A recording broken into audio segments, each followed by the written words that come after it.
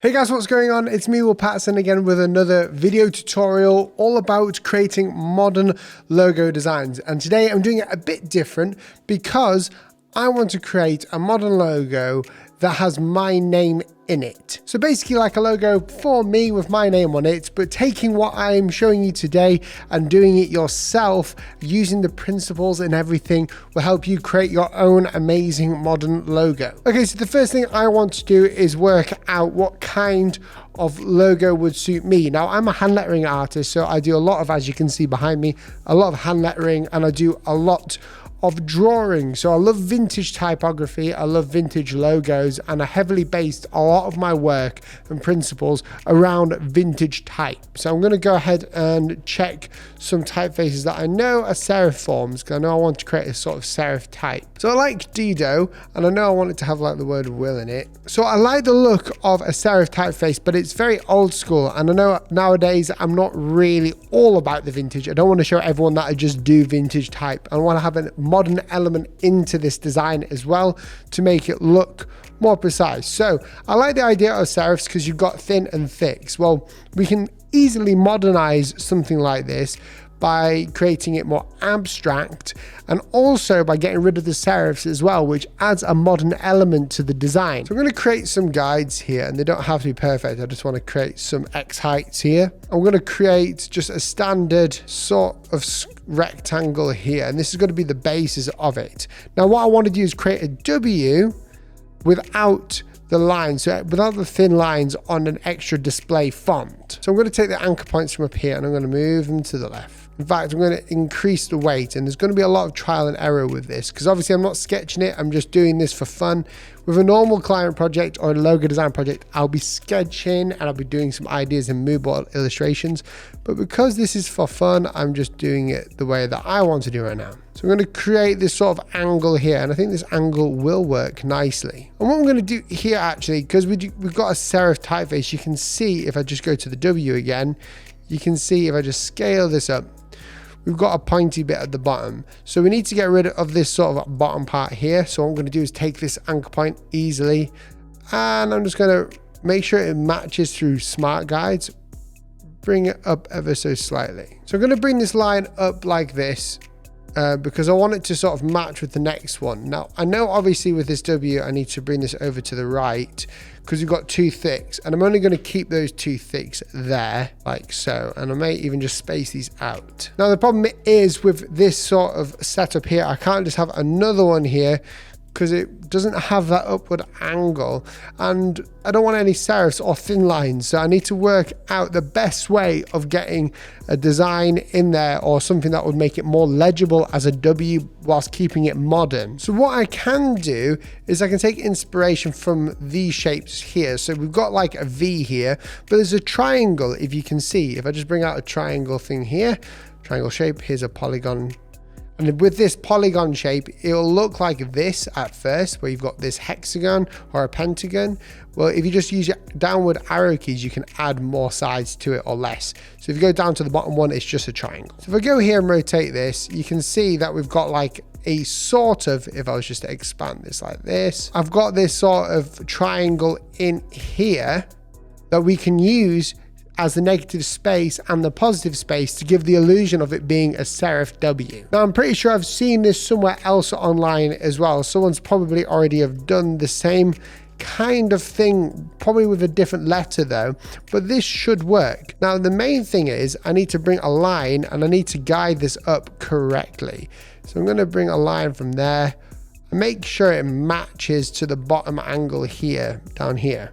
Press Command 5, and now I've got a line there. So I've got a guide of where this line needs to go. Now you can see here, it's not exactly perfect, but what I'm trying to do is get across the idea that this could work as a W. Now we've got a few issues here. We need to scale this down and up until it's correct. So I've got my anchor point placed there on my scale. Then I press Shift, move it down.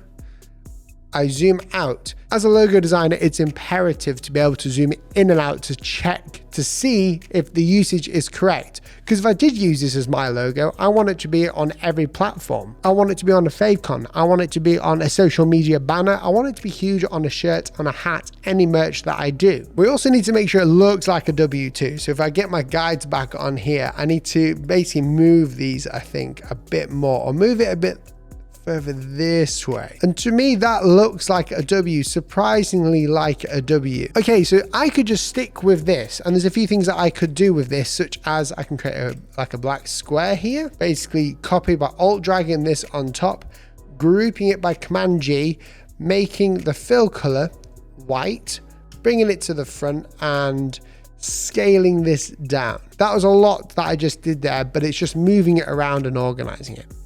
If I scale this down into this square, something that you can do, a little tip for anyone, you can highlight both of these objects, then highlight the box again, and we can go to these align functions and we can align horizontally and vertically.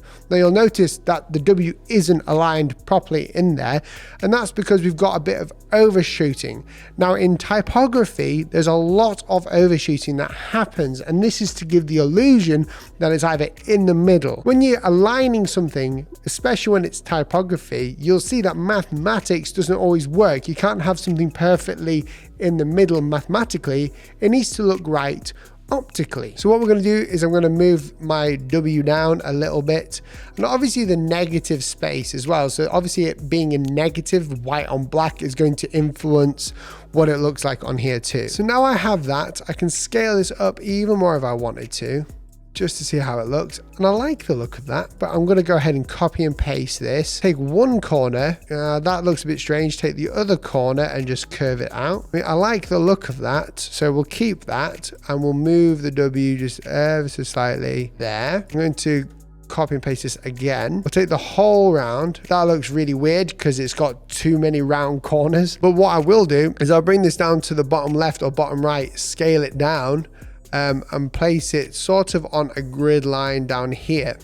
If we were to have grids on here, such as this being divided into 3, I want it to sort of fit on a grid line, either on the left or on the right, but I prefer the left at the minute. Then we can see what we can do with these placeholders here. I mean, that looks a bit weird when it's up and down, but you get my drift. I'm going to take all these, group them, and then what I normally do is just scale them right down and get them out the way. Okay, so we've got our main logo anyway. We've played around with other ways of presenting this design. What I want to do now is present it or create the ILL in my name. And we can do this in a few ways. One way that I'm going to try and do it is by just copying these parts and making it right. So what I'm going to do is copy this one, hold Shift and Alt, bring it down. Now, something that we need to work out is the overshooting. Again, in typography, especially logo design, overshooting is a huge part of making words legible and for it to sit right and look straight. So it's all sat together. So what I'm going to do is create an X height. So I'm going to bring a guide down, and my X height is going to be around about here, I think. We can check that later. And then up here is our ascender height. So what I'm going to do is move this over there, and then I'm going to drag another one, alt drag it back down. Then I'm going to take these 2 anchor points, and I could just cut these out if I wanted to, but drag them down, keeping them on the same line as possible. Problem is now we need to make sure that this is correct as well, all the way down. You can see that now this I basically sits below the W's point down here, and it doesn't actually, mathematically, you can see here it fits perfectly, but what happens is the eye doesn't see that, so we need to exaggerate it to make it look like it's sat there correctly.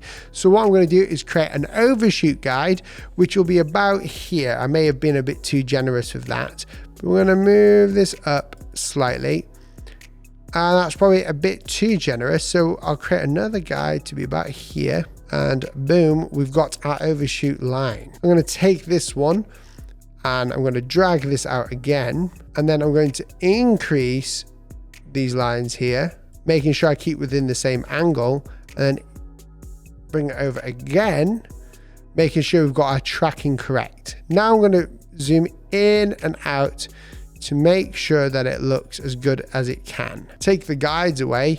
I'm going to go ahead, put this up here, drag this all the way down there. And then now I'm going to go ahead and zoom or scale this all the way down to make sure it works. So now I've created a logo with the word Will in there. I kind of like the look of this. It looks really nice, neat, and elegant. One part that I would like to change though is an exaggeration on the eye.